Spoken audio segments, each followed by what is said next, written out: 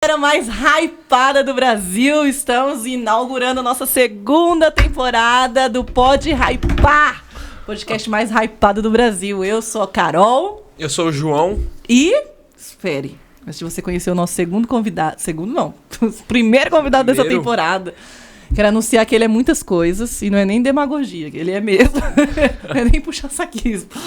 Mas presta atenção, ele é bispo na Sara Nossa Terra, ele é cantor, ele é tecladista, baixista, tocador, ele é tocador. Tocador de bateria, de guitarra, de saxofone e harpa, olha aí. Até campainha ele sabe tocar. Tá demais. E ele é o dono deste estúdio aqui, ó, que não sei que você não sabe, né? Mas nosso ele é o dono estúdio. do nosso estúdio singelo e lindo ao mesmo tempo. Mas eu vou apresentá-lo como Gabrielzinho! Eita glória! Vocês estão achando o quê? Nós estamos aqui também! Aleluia! Bispo Gabriel Duarte, seja E aí, bem-vindo. bispão? Bom estar aqui com vocês. Tá achando aqui, gente? Muito bom estar aqui com o bispo. Ele é maravilhoso, gente. Ele é o meu líder, né? Ele que me guia, me guarda a minha vida em oração, a minha do meu esposo. Eu sou muito grata a Deus. Amém. A gente acha muito importante estar sujeito a uma autoridade espiritual. E graças a Deus, Deus colocou o Senhor, o Bispo Erasmo, nas nossas vidas e estamos seguindo aí. E a gente quer bater esse papo, assim. Já começamos com o Gabrielzinho, vocês viram aí? Gabrielzinho. Vocês conheceram hoje? Você viu? Tem vários personagens. Gabrielzinho, Gabrioda. Tem vários. Tem um agora do Bocão, né? Do Bocão e do Zoião. Eu vou criar o Gabriel Sincero também. Vai ser uma boa. Vai ser bom, vai ser bom. E como que é, Bis? Tem umas perguntas assim meio nada a ver. Assim, Muitas. O povo, eu acho engraçado, o anonimato faz o cara falar o que quiser, né? Qualquer então coisa. tem muitas perguntas que são meio... Quando eu vou responder, inclusive, eu até dou uma selecionada, porque às vezes eu sei que ele tá querendo mandar um recado. Então eu falo assim, melhor eu pular isso aqui, vamos lá, né? Tem que dar aquela filtrada. Exatamente, eu prefiro até. Tem algumas que são assim pra cutucar, assim, você mesmo, diretamente. Tem muitas que são... Você vê que a intenção é criticar, outras são criticar outras pessoas, ou até igrejas, né? Porque tem pessoal que vai seguindo.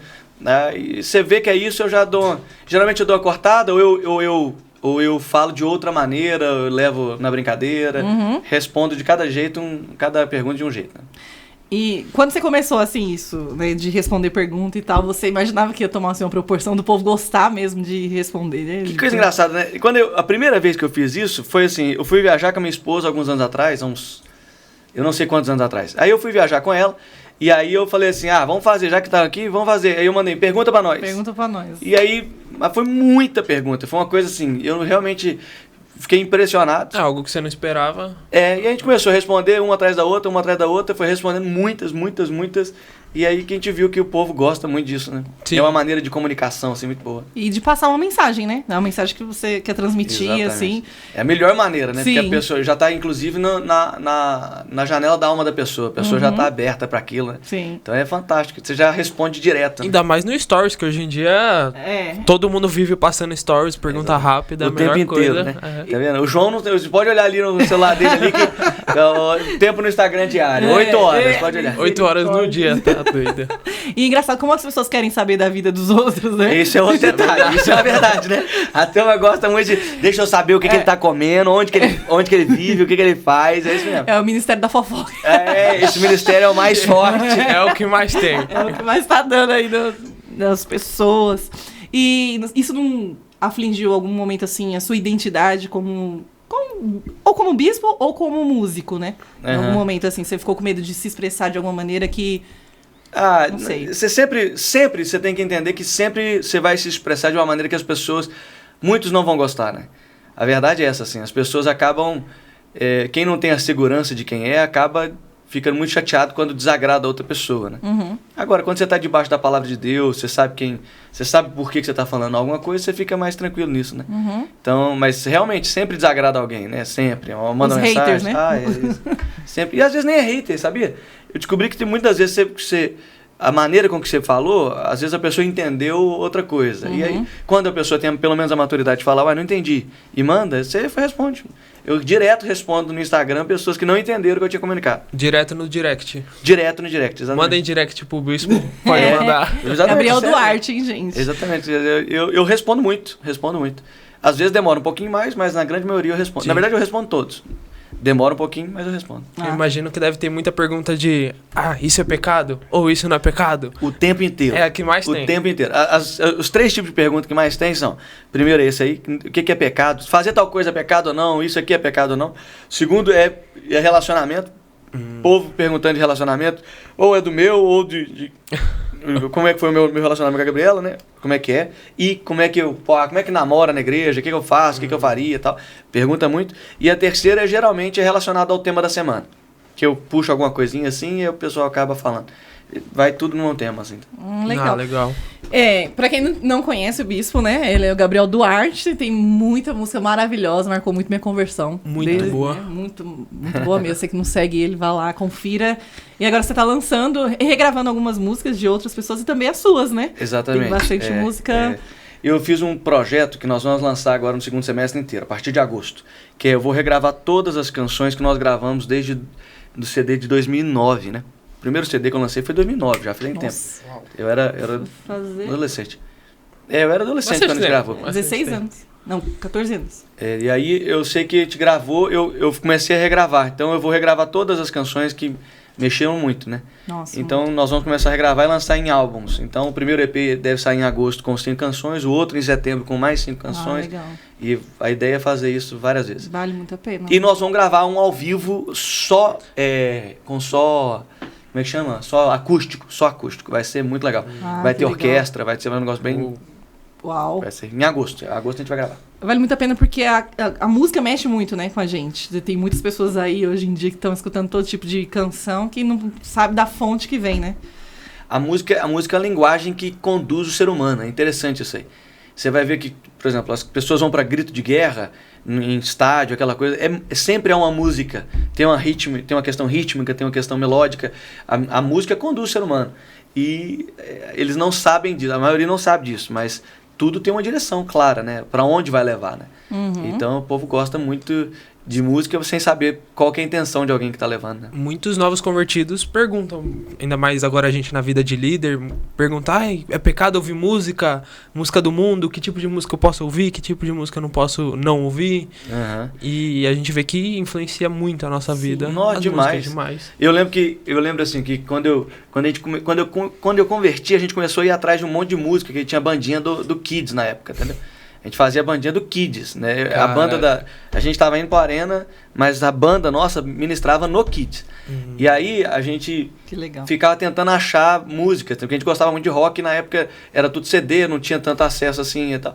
A gente saiu caçando tanto de música e eu descobri que existem todos os tipos de ritmos, todos, crente e bom. E muitas vezes não, sempre melhor, a questão melódica e tudo, assim, impressionante. A gente ouvia muita coisa. E falando disso, assim, porque hoje o seu maior ministério, além de ser bispo, é da música, né? É o Ministério do Louvor. E eu vejo, assim, que você tem uma autenticidade, né? Mostra, assim, uma autenticidade que não parece ser outra pessoa. Você é quem é. E é difícil hoje em dia as pessoas serem, assim, autênticas, né? Porque geralmente a comparação leva as pessoas a quererem ser o que elas não são ou foram projetadas para ser. E eu queria saber, quando você se descobriu assim, eu sou o Gabriel Duarte, você já se sentiu inseguro em algum momento da vida? Muita. Todo mundo passa por um momento de insegurança, né?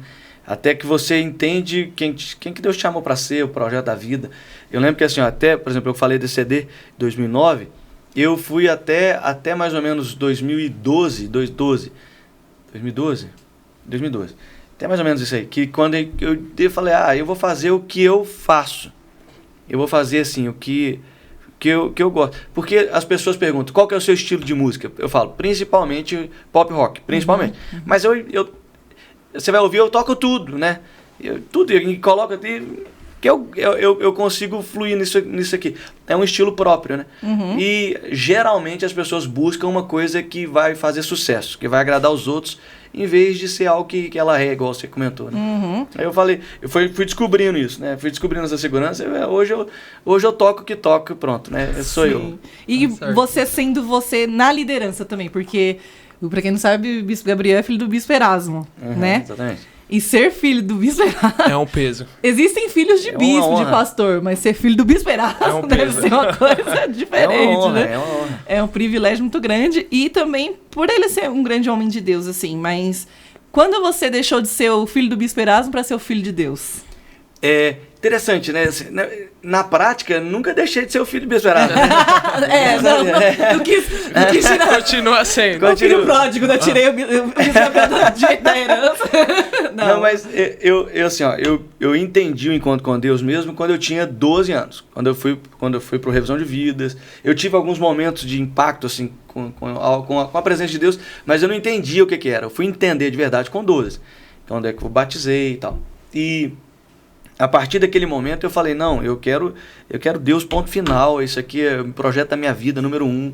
Você vê assim que, sendo um pré-adolescente, né, entrando na adolescência, e isso faz uma diferença, né, porque é uma decisão pro resto da vida. Eu entendi que eu não precisava ir pro mundo, porque eu nasci na igreja, qual que é o seu testemunho? Nunca fiz nada errado, sempre nasci na igreja, família toda crente, estudei em colégio que era cristão, então eu via meus amigos que eram filhos de pastores também, querendo conhecer o mundo numa coisa que eu falei, eu não tenho necessidade de conhecer isso, eu já descobri o que é a melhor coisa da vida, que é a presença de Deus, né? Então, aquilo ali balizou o resto da minha vida, né? Balizou o resto da minha história. E aí eu passei a enxergar o ser filho do bispo não como peso, porque a quem muito é dado, muito vai ser cobrado, ponto. Você pode olhar o fato de você estar sendo cobrado ou o fato que foi confiado a você. Sim. Eu olhei a honra de que foi confiado. Né? Poxa, Deus me deu a maior honra da vida. O que é isso? Nasci num lugar que a maioria das pessoas queria nascer. Né? E eu falei, eu vou usar isso como fonte para outras pessoas que não tiveram isso e que Deus possa me usar. Né? Sim. Então, porque provavelmente se tiver algum filho de bispo, pastor assistindo assim, você não ficou preso à experiência dos seus pais. Você foi buscar a sua própria experiência. E isso que fez você permanecer até hoje na caminhada. Exatamente. Que eu acho que é o erro de muitas pessoas, né? Ficarem, meu pai... Porque tem muita gente que chega falando assim, meu pai é pastor, sou filho de pastor, sou filho de não sei o quê. Mas elas não buscam realmente o Deus do pai pastor, né? Uma coisa é você ver que seu pai tem um Deus. Outra coisa é o Deus dele ser o seu Deus, né? E tem muitos que nem buscam por falta de, assim, porque não tem... O pai não... Ele enxerga o pai na igreja de uma maneira e em casa de outra, né? Não tem essa questão muito de ser a mesma pessoa. Meu pai, eu sempre vi a mesma pessoa. Então, isso nunca foi um empecilho para mim, né? Eu falei, eu quero conhecer esse Deus, ponto final. Eu via isso. E a gente começou a trabalhar desde 2016, por aí. A gente começou a trabalhar muito, muito sério com filhos de pastores, assim, um movimento que foi meio natural. E a gente começou a fazer encontro de filhos de pastores. Igual tem o revisão e revisão de filhos de pastores. Para que eles tivessem esse impacto à glória de Deus, para que eles buscassem a Deus. E todos eles são muito marcados, né? Foram muito marcados pela presença de Deus. Então, eu descobri que Deus me deu algo que pode ser levado para outras pessoas, né? Isso é bênção, né? Olha, que bênção. Eu imagino que não deve ter tido essa cobrança de que tem muitos filhos de pastor. Não faz isso porque você vai manchar meu ministério como pastor. Ou você vai manchar minha imagem na igreja porque você é um atentado. E eu acho que não teve essa cobrança tanto do bispo pra você. Engraçado você falar isso, porque a maioria dos filhos de pastores não se sente cobrado pelo pai. Se sente cobrado pela igreja. Entendeu? É verdade. Entendeu? Quem cobra não é o pai. Quem cobra geralmente são as pessoas ao redor. E isso eu lembro de um fato, por exemplo, assim, eu tinha lá uns 8 anos. E como todo bom filho de pastor, corria na igreja com todas as forças, né? E corria, e eu muito enérgico. Tem bastante. Né? Não, muito enérgico. O bicho estava pregando e eu passando debaixo das cadeiras, assim, em cima do altar, assim. Eu fazia isso direto. Então, correndo muito, brincava muito. Um dia alguém veio querer me repreender usando esse argumento e o meu pai ouviu, estava do lado. Meu pai falou, não. Você não está repreendendo os demais filhos? Peraí, não é assim. Não é assim. Se tiver que corrigir, eu vou corrigir. Eu sou o pai dele. Aquilo deu uma referência, né? Me ajudou muito. Aquilo ali me ajudou muito. Então, geralmente, as pessoas que cobram os filhos não são os pais, são a igreja. Sim. E quando o pai falta em dar essa confiança, o filho acaba se sentindo cobrado, né? E você acha que as pessoas, assim, perdem a identidade e acabam atribuindo à igreja por quê? Assim, tipo, eu me afastei da igreja porque... Todas as pessoas tentam achar um culpado para qualquer coisa na vida, para qualquer coisa. Não é só aqui dentro da igreja, fora da igreja. Qualquer coisa que deu errado, as pessoas tendem a procurar assim, quem é o responsável? Porque elas não querem falar, eu sou responsável, entendeu? Geralmente a pessoa não fala assim, eu estou saindo da igreja porque eu quero o mundo, eu quero... A maioria não fala isso, entendeu? A maioria simplesmente fala, não, eu saí por causa do fulano, do Deltrano, né? E isso é uma hipocrisia, eu vou tentar achar outra palavra, as pessoas tentam se enganar, né? As pessoas tentam se enganar. E eu decidi viver, eu falei, vou viver a verdade, né? Eu fico me avaliando o tempo inteiro, em qualquer circunstância, para ver o que eu tenho que crescer, né? Ali, isso aí acontece muito com o pessoal que eles perdem, eles nunca tiveram identidade, eu acho, na verdade, né? Sim. Quem tem identidade em Deus não tem essa. Pode falar o que for, o mundo pode falar o que for, a pessoa já está muito certa, muito convicta de quem é. Agora, quem não tem, ela tenta achar um culpado. Isso está acontecendo na minha vida porque você não fez tal coisa, porque você não fez...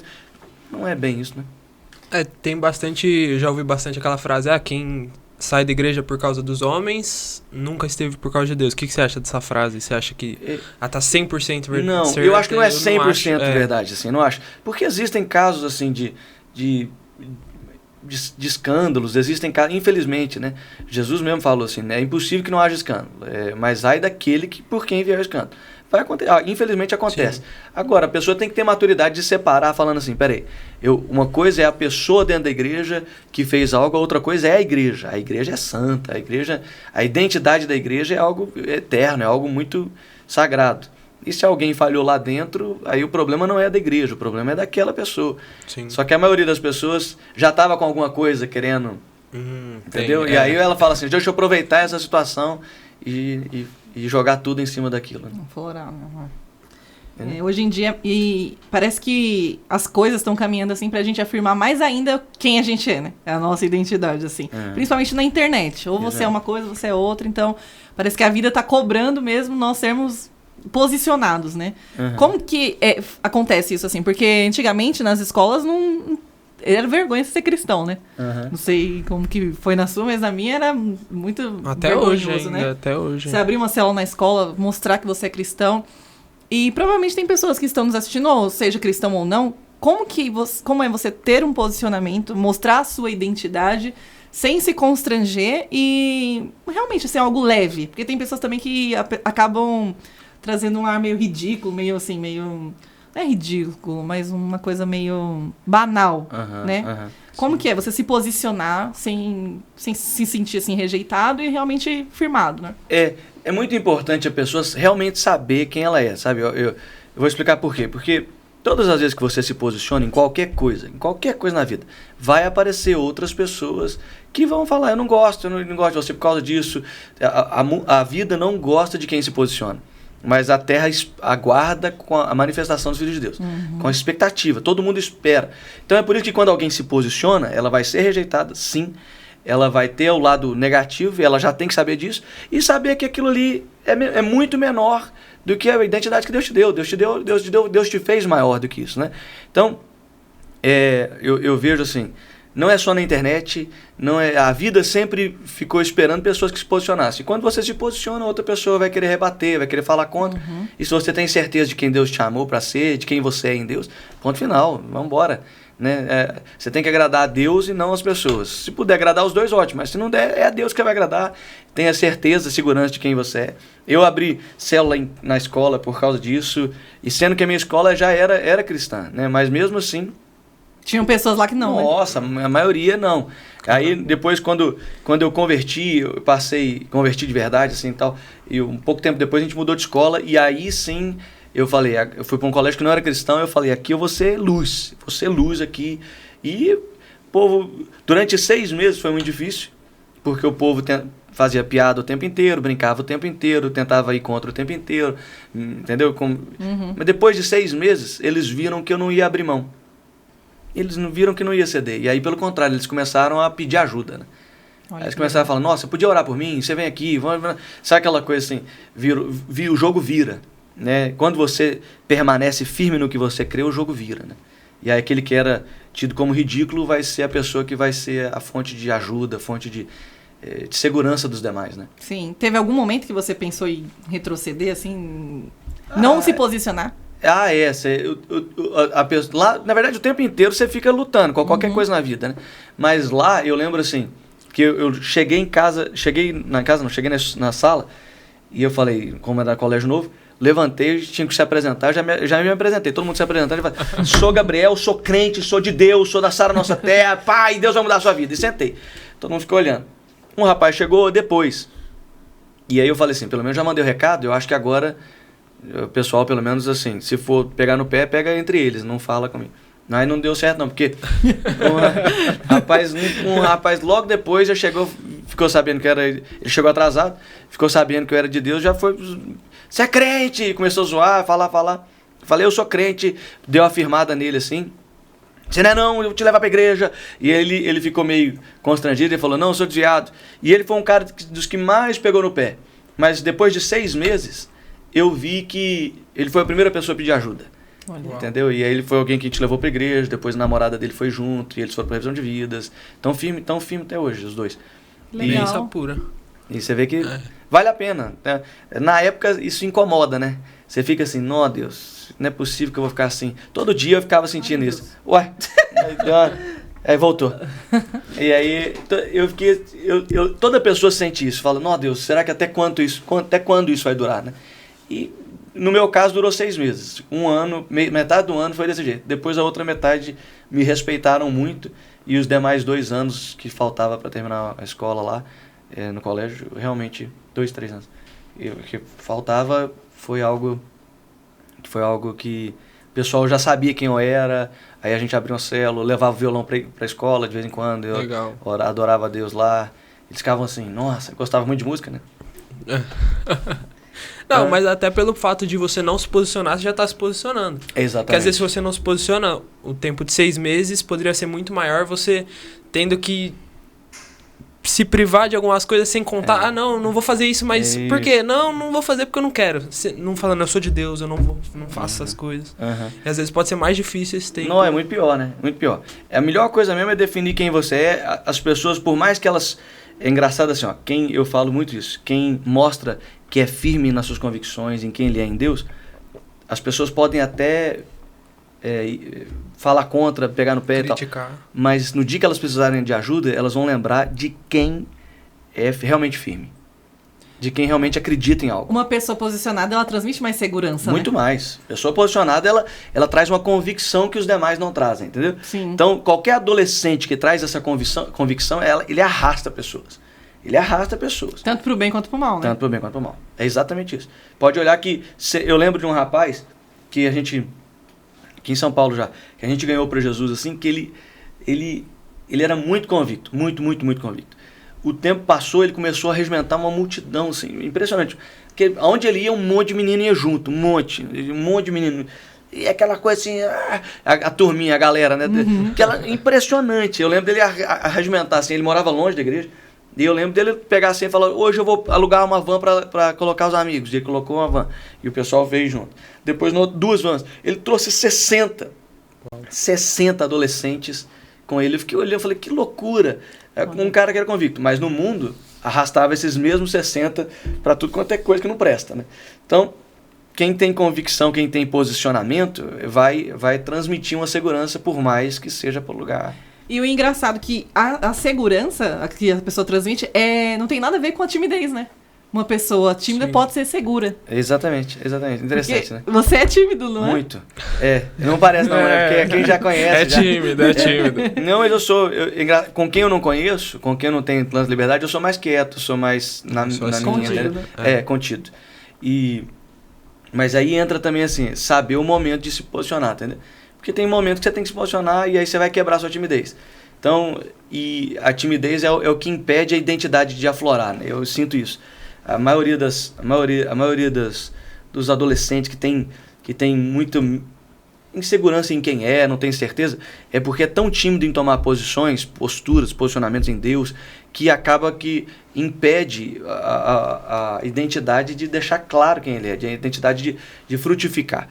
Então, eu era muito tímido, eu fui tímido, eu ainda sou, mas eu decidi quebrar isso aos 18 para 19. Aí eu falo, não, eu não quero mais saber disso, eu vou me posicionar com força, e vai rompendo. Você vê que já tinha passado tudo isso e mesmo assim tinha esse momento de timidez, né?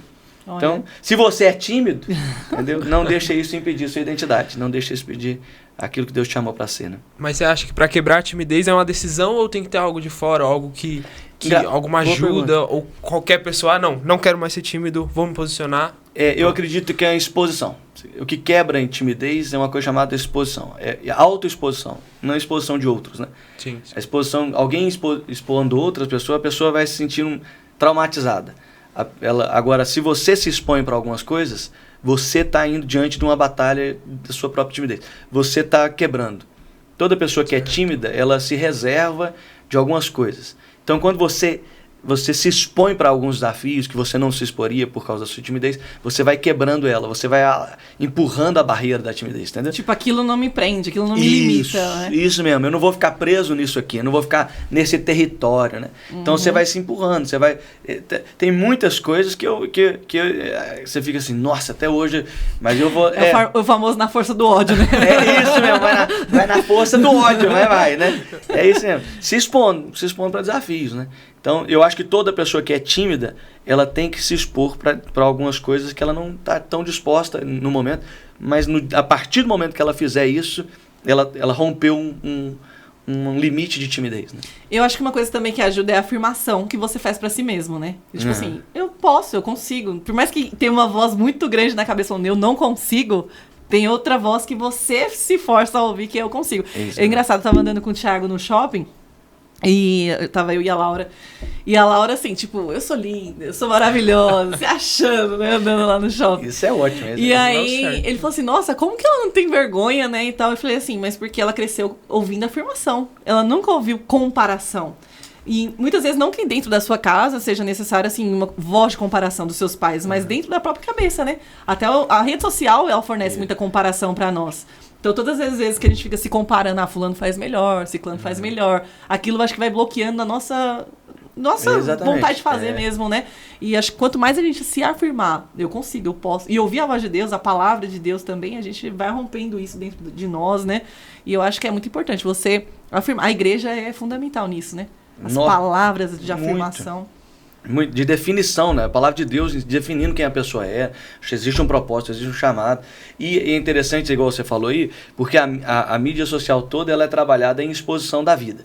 A pessoa começa a ver o que o outro está mostrando e ela não sabe o que está por trás daquilo que o outro está mostrando. Então ela cria uma realidade falsa, né? E aí ela acha que ela tem que ir para a vida dela daquele jeito ali. Não, eu não sou tão grande coisa porque fulano que é assim a vida. Se eu tivesse aquilo eu seria. Ela começa a achar aquilo, né? Que é uma ideia, a identidade está mais a identidade da outra pessoa está mais na cabeça dela, né? Então ela tem que... Quando você começa a ter esses... Não, eu sou assim, Deus me chamou para aquilo, eu vou para aquele lugar, eu vou fazer tal coisa, eu vou ser... Isso aí faz uma diferença absurda, porque você está conduzindo a sua própria vida sem ficar preocupado com o que a Terra está vivendo, né? Sim. Eu tive um momento com Deus muito grande quando eu tinha 15 anos. 14 para 15. Toma aí, põe Coca-Cola pra nós aí. Põe Coca-Cola pra nós, que aqui funciona assim, né? A gente fala na cara dura. E aí... Não vou falar a marca do refrigerante, não. Eu ponho refrigerante. E aí, eu tinha 14 para 15 e eu tive uma visão de um projeto de Deus. Eu tive um momento com Deus muito impactante. Um projeto de Deus que eu vi. Era como se fosse uma linha do tempo. E aquilo ali me marcou tanto que eu falei, é isso aqui que eu vou viver. Ponto final. Eu falei, Deus, obrigado, queridão. Eu falei, é isso aqui que eu vou viver, é isso aqui que eu quero, é para esse caminho que eu vou. E eu vi um projeto... Anos? 14 para 15. Nossa. E foi numa conferência do Arena. Na época eu não chamava a conferência de Arena, né? Chamava... Era um evento. E a gente... Aquilo foi tão impactante que eu falei assim, eu fiz uma oferta até... O povo na internet não sabe muito dessas coisas, mas eu fiz uma oferta e entreguei tudo. Eu falei, Deus, está aqui. Estou abrindo mão do meu projeto de vida para o seu projeto de vida. Porque o Senhor me mostrou. E foi muito impressionante, porque a partir daquele momento eu comecei, eu falava com alguns amigos mais próximos, eu falava, minha vida vai ser assim, com tantos anos eu vou casar, com tantos anos eu vou ter o primeiro filho, que vou ser pastor com tantos anos. E eu fui projetando a vida, né? E tanto é que quando eu conversei com a Gabriela, eu já tinha tudo definido. Eu falei, a minha vida vai ser assim, e eu quero uma mulher de Deus que vai viver isso comigo. E eu falei, se é você, ótimo, se não é você, não tem problema. Ela falou, não sou eu. Eu falei, amém. Amém. Isso aí, levei uma fora, bem fora, né? E aí eu fiquei assim, eu falei, poxa, eu vou, então já que não é você, eu vou continuar. E aí uma semana depois ela ligou e falou, você parou de falar? Eu falei, uai, você falou não é você? Aí ela falou, então vamos conversar. Eu falei, olha Deus agindo em favor do seu servo. Aleluia. E tudo aquilo que nós falamos, tudo aquilo que Deus me mostrou e eu projetei para a vida, foi acontecendo e tem acontecido até hoje. Que você coisa, né? Tão novo. Tipo, ele viajou na extensão do multiverso. O multiverso. Na ramificação. Peguei ali o aparelhinho do Tony Stark e fui ver lá no futuro. Lá no futuro. E aconteceu, né? Foi. E tem acontecieu tudo, né? Tudo. Que coisa, gente. Tudo. Foi Deus mesmo que te mostrou, né? Foi uma coisa muito, muito forte, muito impactante, assim, né? Quem tá assistindo e não consegue ter entendimento disso, assim, parece até soa meio esquisito, né? Mas foi uma experiência com Deus muito forte. Quem não tá entendendo, pode ir na celebração, que vai ser Sarah Conference, vai ser agora, mês de julho, você pode também ver. Você vai entender. Você vai ir pra ramificação do multiverso. E aquilo me marcou tanto que eu falei, é isso aqui, e eu enxergava, e eu falava. Eu lembro de um amigo, que é um amigo da família, ele chama Edson, ele mora lá em Itajubá ainda, até hoje. E ele pegava um carro, ele tem uma empresa de vários carros. E ele pegava, ele ia para Belo Horizonte uma vez por mês, por aí. E ele dormia lá em casa. Muito amigo, muito próximo. Ele já era mais velho, assim. Mas ele conversava e ele falava, Gabriel, conta aqui. E um dia eu falei isso com ele. Ele falou, então anota aqui. Aí eu anotei. E o tempo passou. E aí ele me ligou alguns anos atrás e falou, nossa, cara, tudo que você falou, tudo que você tinha falado, que Deus tinha falado com você, aconteceu. Tudo. E ele foi assim, nossa, que coisa. Ele ficou assim, muito impressionado, né? Ele anotou, eu lembro assim da cena, ele estava deitado, a minha câmera era tipo uma beliche, né? Ele deitou na beliche, não, uma... Bicama, exatamente. Ele deitou na parte de cima, eu deitei na parte de baixo, ele anotou. E eu fui falar, pode anotar, Deus falou isso comigo. E ele me ligou alguns anos atrás falando, puxa, tudo aconteceu. E tudo tem acontecido, né?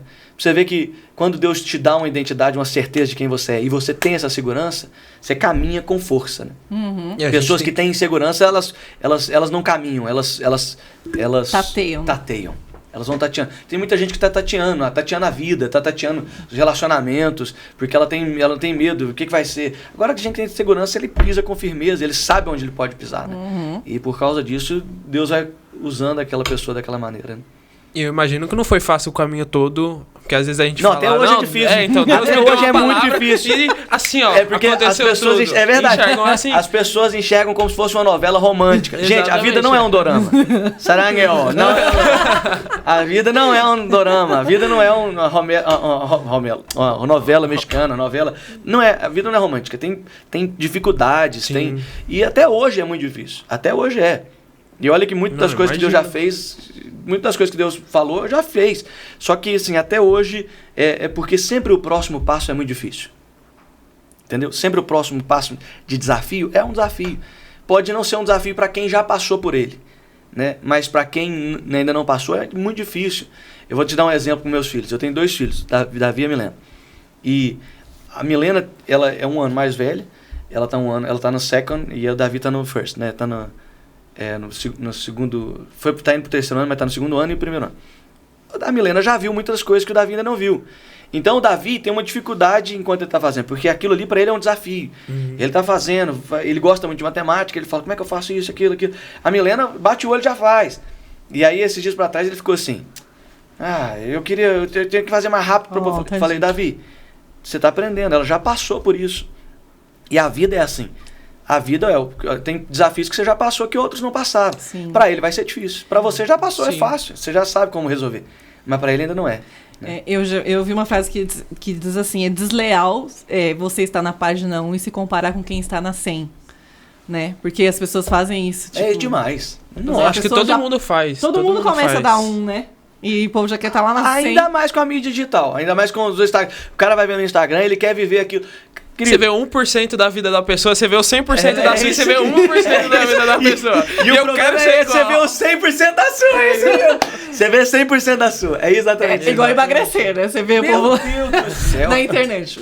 Estou no milésimo dia da minha dieta e você no primeiro. Nossa, eu não perdi nada. Não, eu tava conversando com o Vieira, eu tava rindo. O Vieira ele tá com o braço todo mundo agora falando, tá forte, Tá né? fortinho. Ele é muito amigo meu.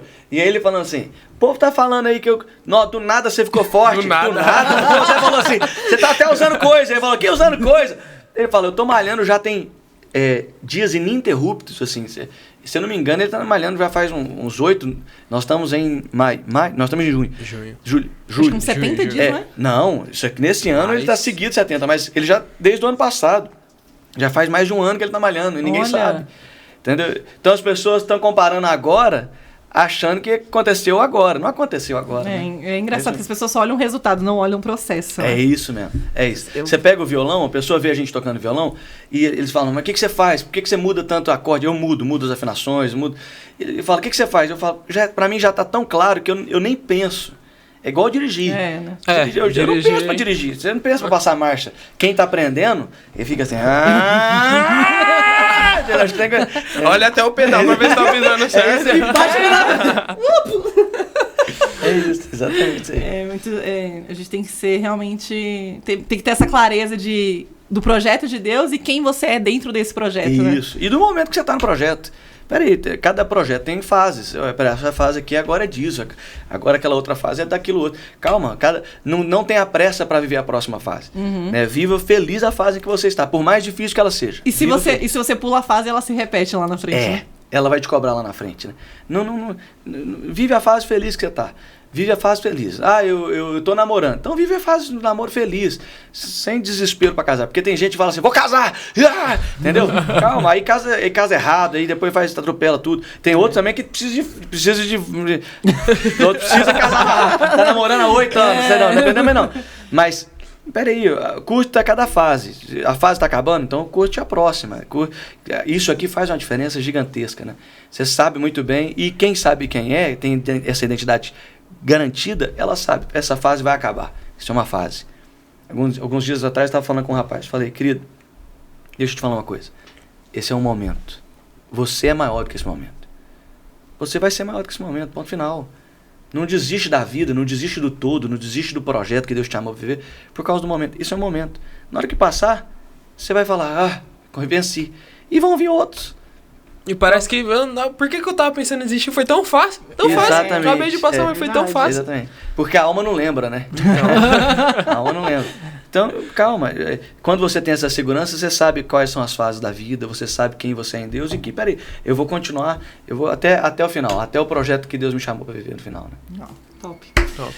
Deixa um recado para nós, então, de algo para quem está nos assistindo. Eu deixo um recado aqui.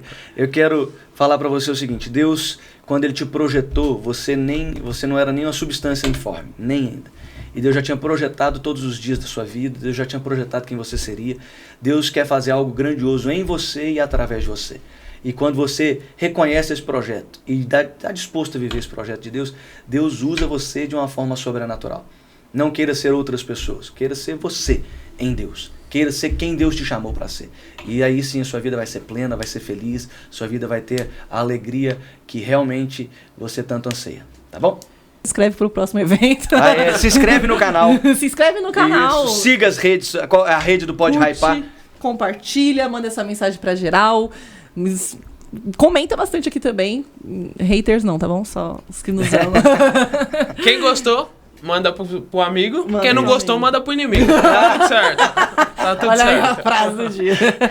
Obrigadão, Bispom. Tamo junto. Bom Então é demais. isso. Tchau, gente. Beijo.